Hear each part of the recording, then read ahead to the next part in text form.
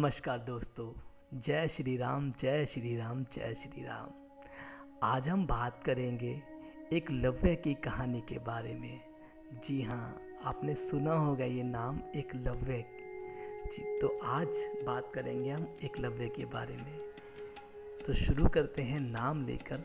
जय श्री राम जय श्री राम जय श्री राम। बहुत प्राचीन समय की बात है जब गुरुकुल का सिद्धांत माना जाता था, जहाँ शिक्षा प्राप्त करने के लिए शिष्यों को गुरु के आश्रम में रहना पड़ता था। सभी शिष्य एक साथ गुरु एवं उनके परिवार के साथ शिक्षा प्राप्त करते एवं जीवन व्यापन करते थे। यह बात उस समय की है जब शिक्षा भी कुल देखकर की जाती थी। जैसे युद्ध एवं शास्त्रों का प्रशिक्षण केवल उच्चकालीन क्षत्रिय एवं ब्राह्मण कुल के शिष्य ले सकते थे। उसी समय एक होनहार शिष्य का नाम विख्यात हुआ जिन्होंने बिना गुरु के उस शिक्षा को प्राप्त किया जिसे गुरु के सानिध्य में भी कोई प्राप्त नहीं कर पाया था। वो प्रख्यात शिष्य थे एकलव्य, जो अपनी कला से ज़्यादा अपनी गुरु दक्षिणा के लिए जाने जाते हैं। तो आइए जानते हैं एकलव्य की कहानी विस्तार।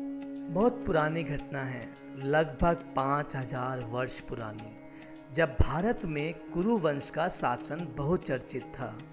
उन दिनों एक भील बालक जिनका नाम एकलव्य था, वो भीलों के राजा का पुत्र था। एकलव्य एक सुंदर गठीले बदन वाला एक होनहार बालक था और अपनी उम्र के बालकों से बहुत अलग था।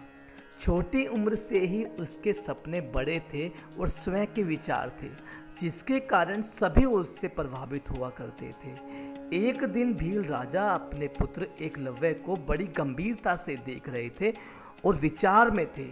एकलव्य उन्हें बहुत खोया खोया और बेचैन दिखाई दे रहा था। अन्य बच्चों की तरह उसका मन बचपन की शरारतों में नहीं बल्कि किसी उलझन में उलझा दिखाई दे रहा था। पिता पुत्र एकलव्य से गंभीरता का कारण पूछते हैं। तब एकलव्य अपने दिल की बात अपने पिता से कहता है, पिताजी, मैं एक धनुर्धर बनना चाहता हूँ और इसकी शिक्षा मैं गुरु द्रोण से लेना चाहता हूँ। यह सुन पिता सोच में पड़ जाते हैं, क्योंकि उन्हें पता है कि गुरु द्रोण राजकुमारों को ही शिक्षित कर सकते हैं और भील जाति को विद्या देना गुरु द्रोण के धर्म के विरुद्ध है।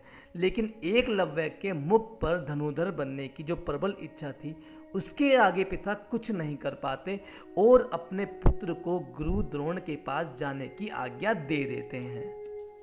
अब एकलव्य बहुत उत्साह के साथ गुरुकुल की तरफ यात्रा शुरू करते हैं और कई तरह के स्वप्न और दृढ़ संकल्प अपने मन में लिए जो गुरु द्रोण के गुरुकुल पहुंचते हैं। उस समय द्रोणाचार्य हस्तिनापुर के राजकुमारों को शिक्षित कर रहे थे।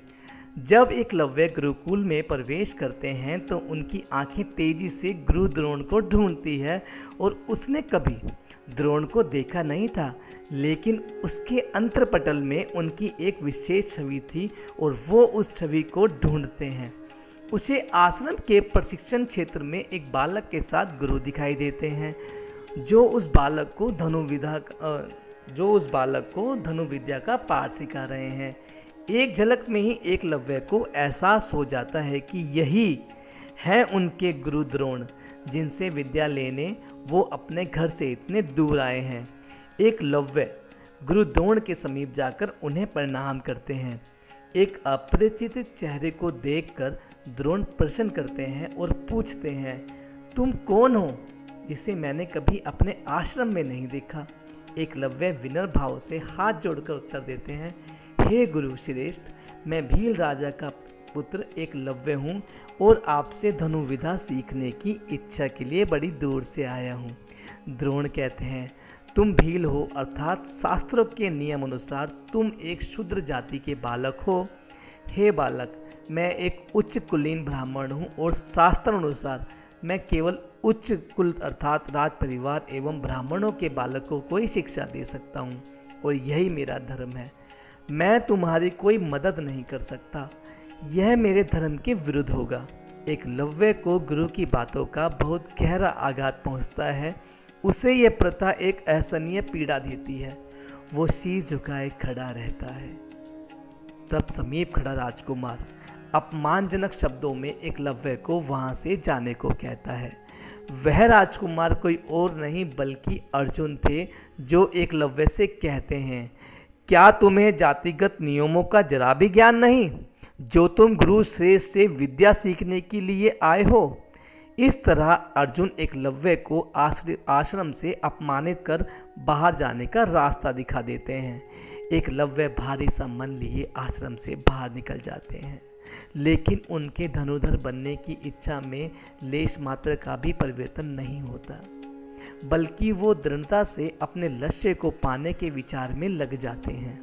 अपने क्षेत्र में आकर वो जंगल के एक शांत स्थान को चुनते हैं, उसे स्वच्छ करते हैं, जहां गुरु द्रोण की एक भव्य प्रतिमा बनाता है और प्रतिदिन उनकी पूजा कर धनुर्विद्या का अभ्यास करता है। अपनी लगन एवं गुरु के प्रति निष्काम श्रद्धा के कारण एकलव्य की कला दिन प्रतिदिन निखरती जाती है। वो एक महान धनुर्धर बनने की दिशा में आगे बढ़ता जाता है। कुछ वर्षों बाद एक दिन एकलव्य जंगल में अभ्यास कर रहा था। तभी एक कुत्ता भौंकने लग जाता है, जो उनके अभ्यास में विघ्न डाल रहा था। पहले वो भौंकने की आवाज़ को नज़रअंदाज करता है, लेकिन बहुत देर से होने पर उसे गुस्सा आ जाता है और वो अपना धनुष उठाकर कुत्ते की तरफ निशाना साधता है और बिना कुत्ते को आघात किए उसके मुंह में तीरों को इस तरह डाल देता है कि कुत्ते का मुंह खुला रह जाता है, लेकिन जरा भी दर्द नहीं होता। इस तरह उसका भौंकना बंद हो जाता है। उसी समय उसी वन में कुछ दूरी पर गुरु द्रोण के साथ सभी राजकुमार भी अभ्यास कर रहे थे। तभी सभी की नज़र उस कुत्ते पर पड़ती है, जिसे देखकर द्रोण आश्चर्यचकित रह जाते हैं और उनके मन में ये जिज्ञासा उठती है कि यह कौन महान धनुर्धर है जिसने अपनी इच्छा तरीके से उस कुत्ते को भौंकना बंद किया। द्रोण उससे मिलने की इच्छा प्रकट करते हैं और सभी के साथ वन में उस महान धनुर्धर की खोज में निकल पड़ते हैं। कुछ दूरी पर उन्हें एकलव्य दिखाई देते हैं, जिसे वे पहचान नहीं पाते क्योंकि अब वो बड़े हो गए थे। क्या तुम वो धनुर्धर हो जिसने इस कुत्ते का भौंकना बंद किया? एकलव्य ने उसी विनम्रता से प्रणाम करते हुए कहा, हाँ, मैं शीश झुकाता हूँ। गुरु द्रोण कहते हैं, हे महाशिष्य, मैं तुम्हारे गुरु से मिलना चाहता हूँ, जिसने तुम्हें इस काबिल बनाया है। तब एकलव्य शीश झुकाकर फिर से कहते हैं, मेरे महान आदरणीय गुरु का नाम गुरु द्रोण है। यह सुन द्रोण आश्चर्य से कहते हैं, ये कैसे संभव है? द्रोण तो मेरा नाम है और मैं तुम्हारा गुरु नहीं हूँ। एकलव्य द्रोण को उनकी प्रतिमा दिखाता है और भूतकाल में हुई वो घटना याद दिलाते हैं और कहते हैं, हे गुरुवर, मैं वही भील बालक हूँ जो आपसे शिक्षा ग्रहण की इच्छा के लिए गुरुकुल में आया था। तब आपने मुझे शूद्र कहकर मुझे ना कह दिया था, लेकिन मेरी इच्छा प्रबल थी, इसलिए मैंने आपकी प्रतिमा के सामने दिन प्रतिदिन आपका गुरु मानकर अभ्यास किया और एक धनुर्धरी बन सका।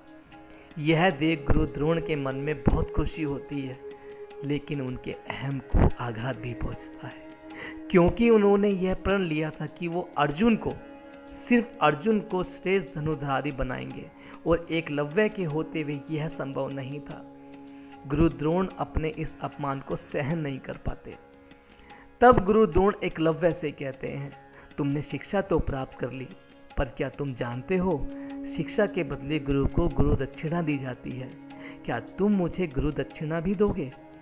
यह सुन एकलव्य बहुत खुश होता है। इसके लिए तो यह बड़ी बात थी कि गुरु द्रोण ने उसे अपना शिष्य कहा और वो कहता है, हे गुरुवर, यह मेरा धनभाग्य होगा अगर मैं आपको शिष्य के रूप में गुरु दक्षिणा दे सकूं। आप जो कहेंगे मैं आपको अवश्य दूंगा। द्रोण कहते हैं, एक बार सोच लो, अगर तुम ना दे सके तो तुम्हारी विद्या व्यर्थ हो जाएगी। एकलव्य कहते हैं, आप जो कहेंगे मैं प्राण देकर भी दूंगा। गुरु द्रोण बड़ी क्रूरता से कहते हैं, हे महान धनुर्धर, मुझे गुरु दक्षिणा में तुम्हारे दाहिने हाथ का अंगूठा चाहिए। जिसे सुन वहाँ खड़े सब के सब स्तब्ध रह जाते हैं, क्योंकि किसी धनुधारी से उसके दाहिने हाथ का अंगूठा मांगना मतलब उससे उसकी शिक्षा लेने के बराबर ही था। लेकिन गुरु द्रोण को अर्जुन को ही श्रेष्ठ बनाना था, जो कि एकलव्य के होते हुए नहीं हो सकता था।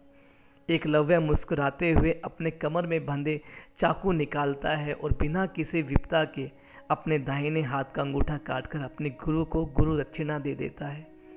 उसके ऐसा करते ही गुरु द्रोण को आत्मग्लानि होती है, लेकिन वो अपने प्रण के आगे निष्ठुर रह बन जाते हैं। गुरु द्रोण को आगे बढ़कर एकलव्य के शीश पर हाथ रखते हैं और आशीर्वाद देते हैं। पुत्र, अंगूठा देने के बाद भी इतिहास के पन्नों में एक महान धनुधारी के रूप में तुम्हें जाना जाएगा। तुम्हारी कथा हर एक मनुष्य के मुख पर होगी जब कोई गुरु दक्षिणा एवं गुरु निष्ठा की बात कहेगा। इस तरह एकलव्य अपने संकल्प के कारण बिना किसी गुरु के भी महान धनुधर बनता है और अपनी गुरु निष्ठा एवं गुरु दक्षिणा के लिए भी जाने जाते हैं। तो ये था आज का एकलव्य का पाठ।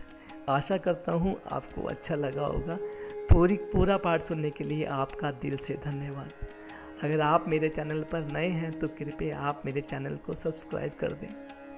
आगे के पाठ के लिए आपसे आज्ञा चाहूँगा, तो आज्ञा दीजिए और प्यार से बोलिए जय श्री राम, जय श्री राम, जय श्री राम।